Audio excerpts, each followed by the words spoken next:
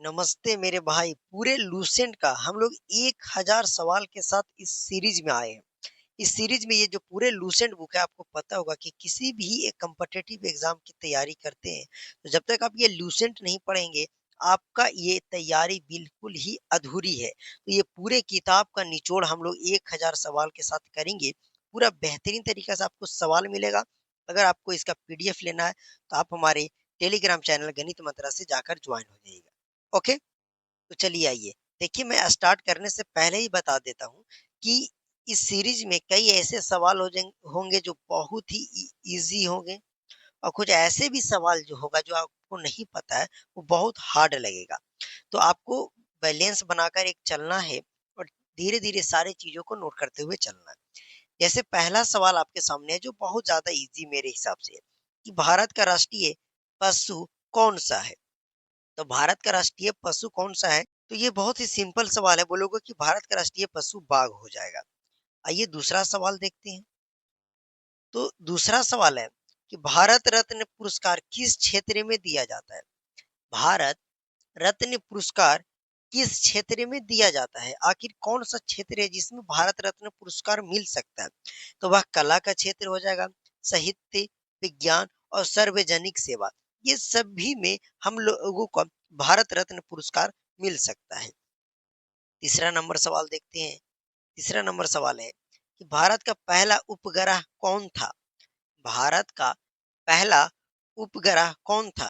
तो वो कौन सा था? आर्यभट्ट था, जो 19 नवंबर 1975 को, 19 अप्रैल 1975 को लॉन्च किया गया था। भारत का पहला उपग्रह कौन सा था? आर्यभट्ट था। ओके, तो आप चीजों को नोट करते हुए चलिएगा। जो सवाल प्रश्न को एक्सप्लेन करना लायक होगा उससे हम लोग एक्सप्लेन भी करेंगे। अगला सवाल है, चांद पर कदम रखने वाला पहला व्यक्ति कौन था?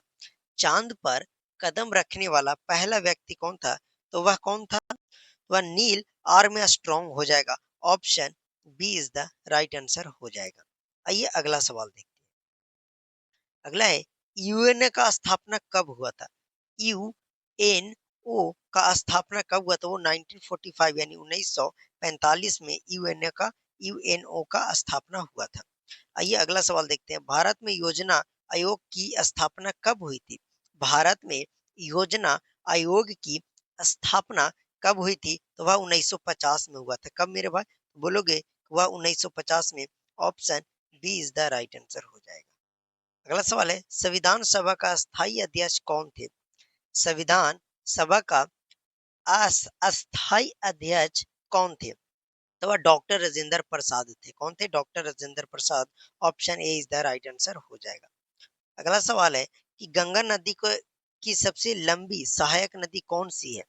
गंगा नदी की सबसे लंबी सहायक नदी कौन सी है? तो वह हमारा घाघरा हो जाएगा। क्या हो जाएगा? घाघरा नदी जो है वह गंगा नदी की सबसे लंबी सहायक नदी है। ओके, जो भी लूसेंट पढ़े होंगे उनको काफी ज्यादा सारा प्रश्न इजी लग रहा होगा। कुछ प्रश्न ऐसे होते हैं जो कितना भी पढ़ लीजिए उसे याद ही करना पड़ेगा। जय जवान जय किसान नारा किसने दिया था? जय जवान जय किसान नारा किसने दिया था? लाल बहादुर शास्त्री।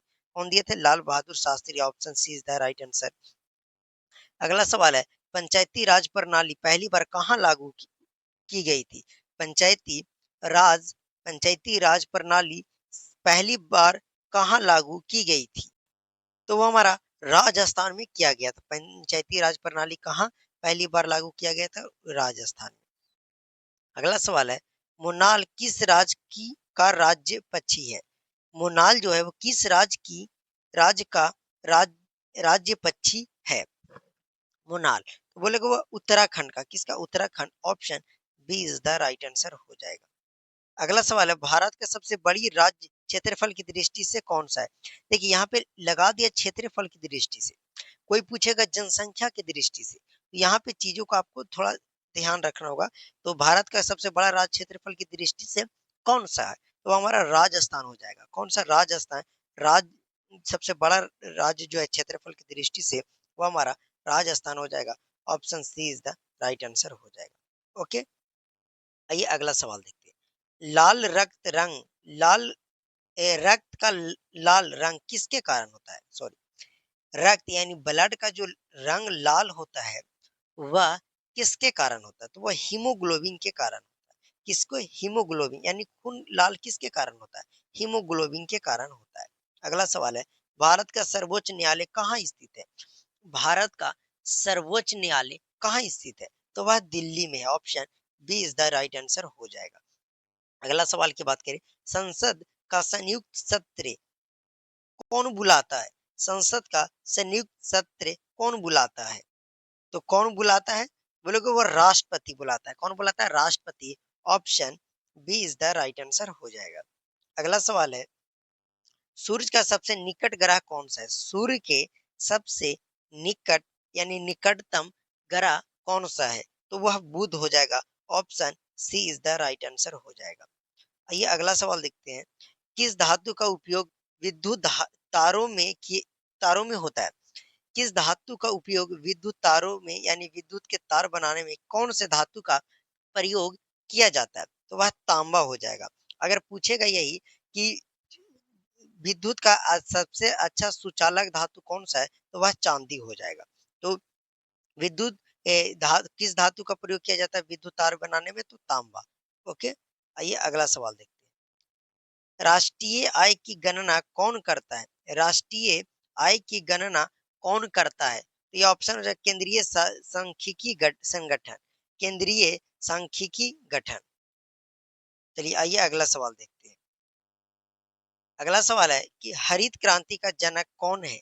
हरित क्रांति का जनक कौन है? M S Swaminath. M S Swaminath हो जाएगा। Option B is the right answer. आइए अगला सवाल देखते हैं, विश्व का सबसे बड़ा महासागर कौन सा है? विश्व का सबसे बड़ा महासागर कौन सा है? तो वह हमारा प्रशांत महासागर हो जाएगा। Option C is the right answer हो जाएगा। कौन सा हो जाएगा? विश्व का सबसे बड़ा महासागर प्रशांत महासागर हो जाएगा। अगला सवाल है, भारतीय मुद्रा नोटों पर हस्ताक्षर किसके होते हैं? भारतीय मुद्रों के नोटों पे जो हस्ताक्षर होते हैं वह किसका होता है? वह आरबीआई गवर्नर का होता है। किसका? आरबीआई गवर्नर का होता है। ये अगला सवाल देखते हैं कि माई एक्सपेरिमेंट विद ट्रूथ किसकी आत्मकथा है? माई एक्सपेरिमेंट विद ट्रूथ किसकी आत्मकथा है? तो यह हो जाएगा गांधी जी का। किसका? गांधी जी का। Option B is the right answer हो जाएगा। आइए 23 नंबर क्वेश्चन देखते हैं कि भारतीय संविधान में कितने अनुच्छेद मूल रूप में है? मूल रूप कहने का मतलब कि अभी वर्तमान में नहीं पूछ रहा है कि भारतीय संविधान में टोटल अनुच्छेद कितना है, तो वो 395 हो जाएगा। अभी तो ये 400 से भी प्लस हो गए हैं, तो अभी का बात नहीं कर रहा है। ये हमारा हो जाएगा 395। Option A is the right answer. Lok Sabha का अधिकतम सदस्य संख्या क्या है?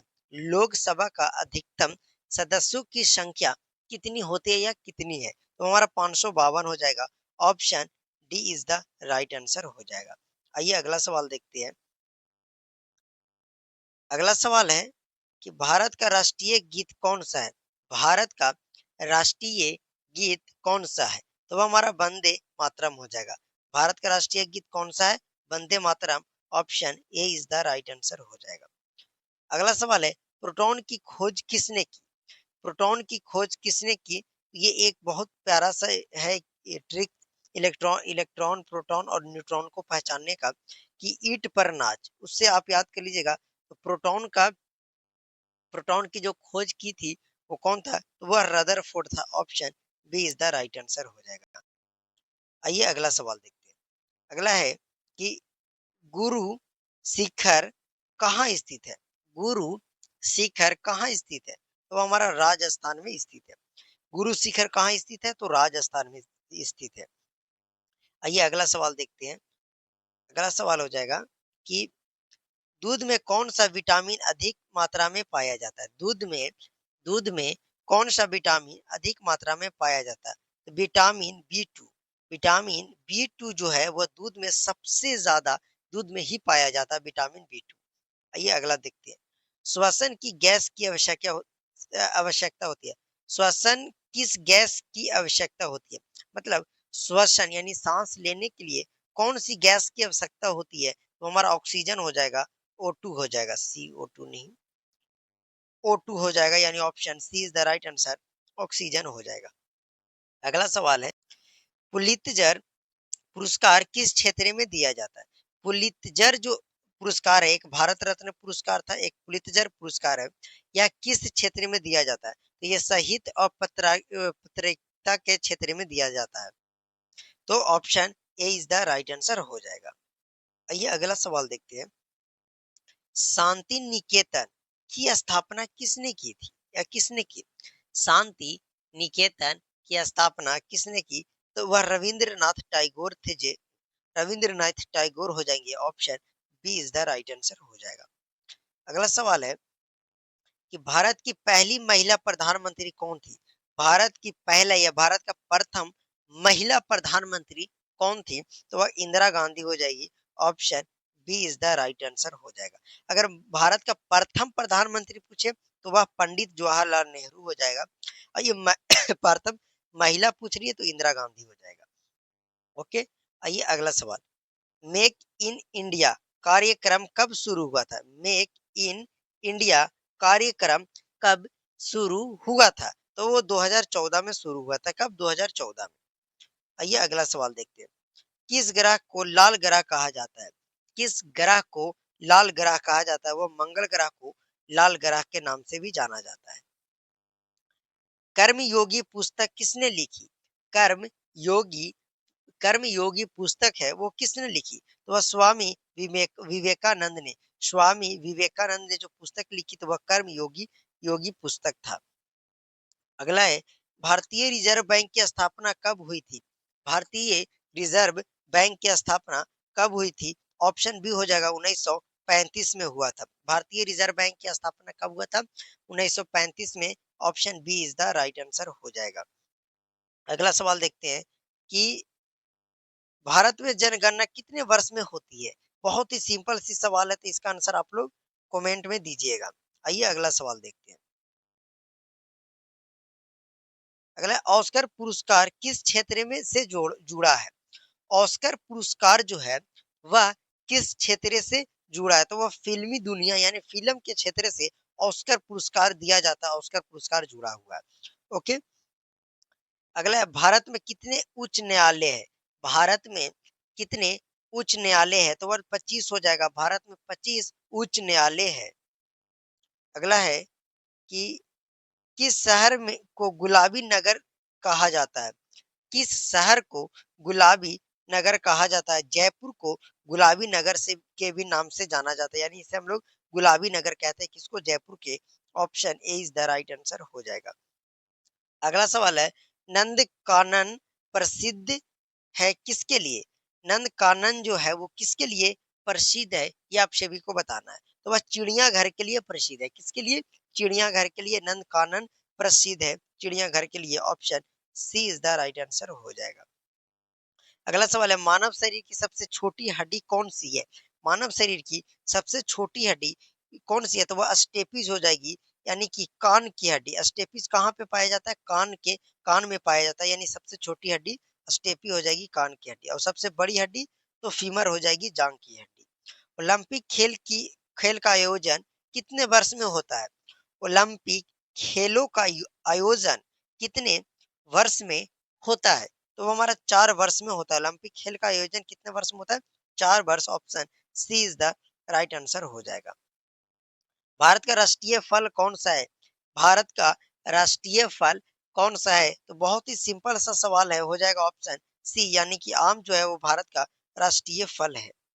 संयुक्त राष्ट्र का मुख्यालय कहाँ है? संयुक्त राष्ट्र का मुख्यालय कहाँ है? तो वो न्यूयॉर्क में हो जाएगा। कहाँ? New York. Option B is the right answer हो जाएगा, न्यूयॉर्क में। अगला सवाल है कि भारत का सबसे ऊंचा जलप्रपात कौन सा है? भारत का सबसे ऊंचा जल प्रपात कौन सा है? तो हो जाएगा जोग। जोग कौन सा?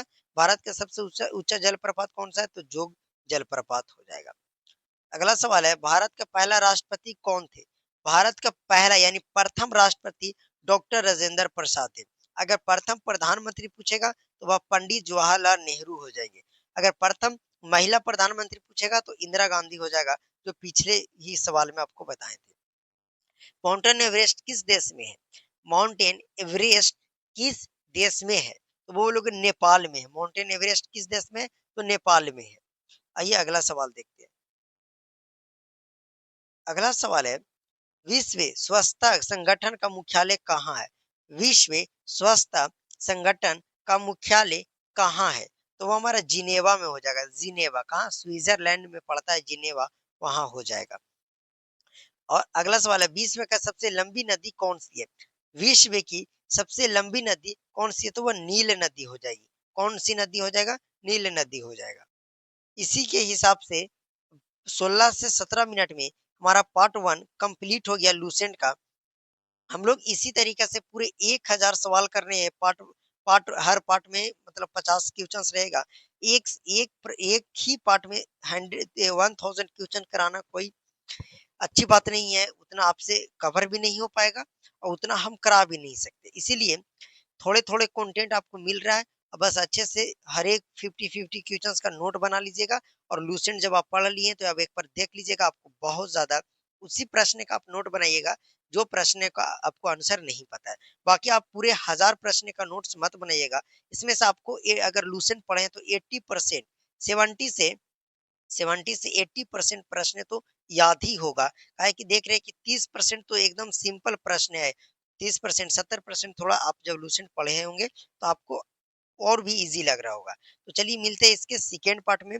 और उधर हमारा दूसरा सीरीज चल रहा है ऑल पीवाईक्यू कि हम लोग कर रहे हैं कि पीवाईक्यू ऐसा एक सीरीज चल रहा है जिसमें कोई भी एग्जाम में यानी कि जब से कॉम्पिटिटिव एग्जाम शुरू हुए उसको से लेकर 2025 तक किसी न किसी एग्जाम में जो भी प्रश्न पूछे गए हैं उसका पूरा हम लोग पीवाईक्यू कर रहे हैं। उसका सीरीज आप लोग जाकर देखिएगा, चैप्टर वाइज कर रहे हैं। अभी हमारा उसमें प्राचीन भारत चल रहा है। तो चलिए आइए मिलते हैं आप सभी से अगले वीडियो।